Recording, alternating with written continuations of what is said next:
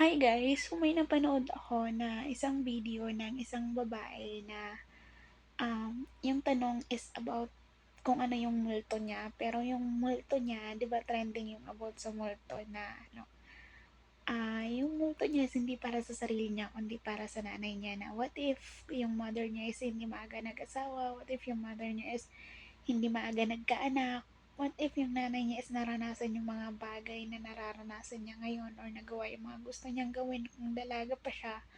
So, yun yung what if niya, or yung multo niya, yun yung iniisip niya para sa mother niya. So, ako habang pinapanood ko yun, na sinasabi niya yun, naisip ko din yun kasi grabe din yung yung sa mother ko, sa nanay ko, yung pinagdaanan niya.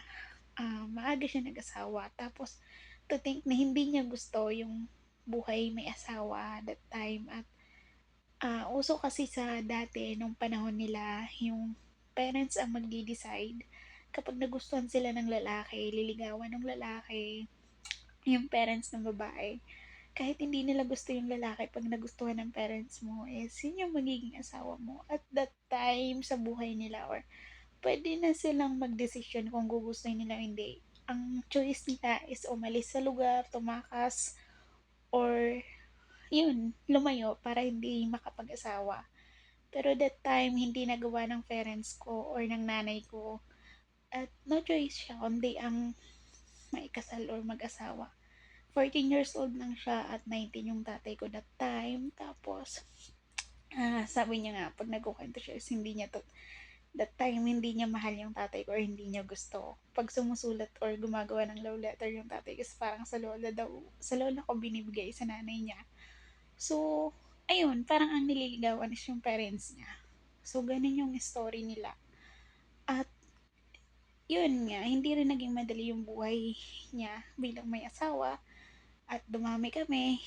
Yun. Nung time na yon na nag-struggle na dumating na sa point na rough na at tough na yung kanilang pagsasama, hindi niya na magawang umalis kasi may mga anak na nga siya. At iniisip niya yung mga anak niya if iwan niya kung ano yung magiging buhay kapag tinuluyan niyang talikuran. So, parang sa kanya pinanindigan na lang niya yung buhay na mayroon siya sa buhay may asawa. At nung dumating na ako at nakita ko yun, pagsasama nila ng parents ko, ng tatay ko is, sa time na yun is, hindi talaga madali. Kita ko yung bawat struggle, yung away nila, yung fight nila, at umabot sa point na may mga physical abuse na nangyayari.